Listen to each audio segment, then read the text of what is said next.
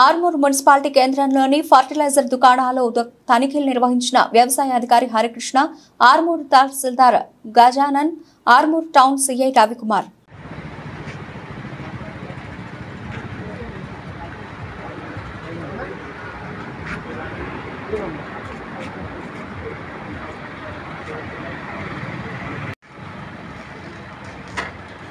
తీసుకొచ్చి మాకు ఇస్తే డిస్పోజల్ పర్మిషన్ ఇస్తే ఒక గుంత తవ్వేసి దాంట్లో పూర్తి చేసి మట్టి కప్పేసి దానికి ఒక ప్రొసీజర్ ఉంటుంది. లేదంటే రిటర్న్ స్టాక్ పెడితే కొన్ని కంపెనీలు రిప్లేస్మెంట్ ఇస్తారు సార్. 3 నెలల ముందు పంపించేసి రిప్లేస్మెంట్ ఇస్తారు.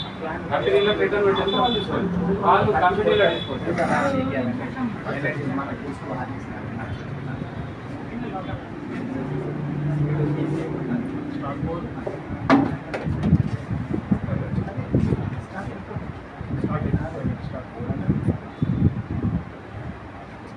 మీకు ఎందుకు చూసినా ముందు చూసినా పర్ఫెక్ట్గా దొరుకుతాయి లైసెన్స్ నుంచి అట్లా.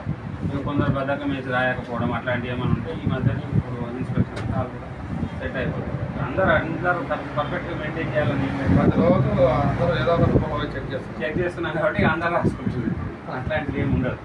ఇది ఏంటంటే ఆన్లైన్లో ఉంటుంది కాబట్టి ఇలా ఏం తేడా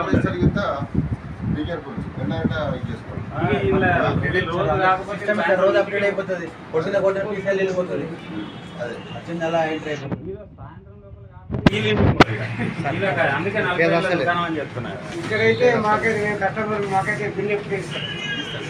ఆన్లైన్ బిల్ మాకు ఎవరు వచ్చినా కానీ పిల్లగాడు వచ్చిన అదే రేటు, పెద్దోళ్ళు వచ్చిన అదే రేటు, సేమ్ ఒకటే రేటు. ఇలా కంపేర్ చేస్తే బాగా ఇలా తేడా బాగుంటుంది.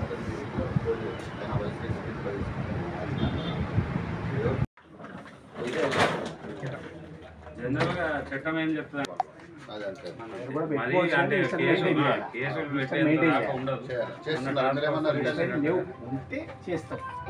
ఉంచామది ఎక్స్పైర్ వరకు ఉండే రైతులకి ఇచ్చే ప్రసక్తి రైతు ఇస్తే కూడా ఎక్స్పైర్ కానీ అదేనా మనకి ఇన్వాయిస్ లేదు కదా, మనం సిస్టమ్ లో కదా దానికి ఎక్స్పైర్ మనం ఇన్వాయిస్ ఇచ్చినప్పుడు ఇస్తాము. ఆ డేట్ దాటిన అంటే బిల్ రాదు, నో స్టాక్ అని చెప్తుంది. అట్లా నో స్టాక్ అని చెప్తారు సార్. స్టాక్ ఉన్నా కూడా నో స్టాక్ అని చెప్తారు. దానికి కాకపోతే తెలిసిపోతుంది.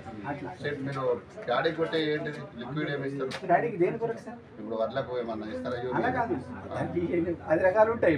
నాటిన తర్వాత అనుకున్న సమస్య మీదకి వెళ్ళి తెగులు మందా, పురుగు వచ్చిందా, పోషక లోపం ఉన్నదా, ఏమున్నదని చెప్పి అట్లా ట్రీట్మెంట్ మనం ఏమిటి అసలు కాటనే ఉండదు. మన నియోజకవర్గంలోనే ఉండదు, మన జిల్లాలో బోధనలో ఒక 100-200 ఎకరాలు మన జిల్లాలోనే ఉండదు. ఇప్పుడు పాత్రికేయ మిత్రులకు, నియోజకవర్గ ప్రజలకు తెలియజేయనగా గవర్నమెంట్ ఆదేశాల అనుసారం మనం రాబోయే ఖరీఫ్ సీజన్కి ఇప్పుడు సన్నిహితమవుతున్నాం కాబట్టి ప్రతి షాప్లో విత్తనాలు అమ్మడం జరుగుతుంది. అందులో భాగంగా టాస్క్ ఫోర్స్లో భాగంగా నేను, తహసీల్దార్ గారు, నగర సిఐ గారు అందరము విత్తన షాపుల మీద ఇన్స్పెక్షన్లు చేయడం జరుగుతుంది. ఏవైనా నకిలీ విత్తనాలు కనుక అమ్మినట్టయితే వాళ్ళ మీద చట్టపరంగా చర్యలు తీసుకోవడానికి వచ్చారు.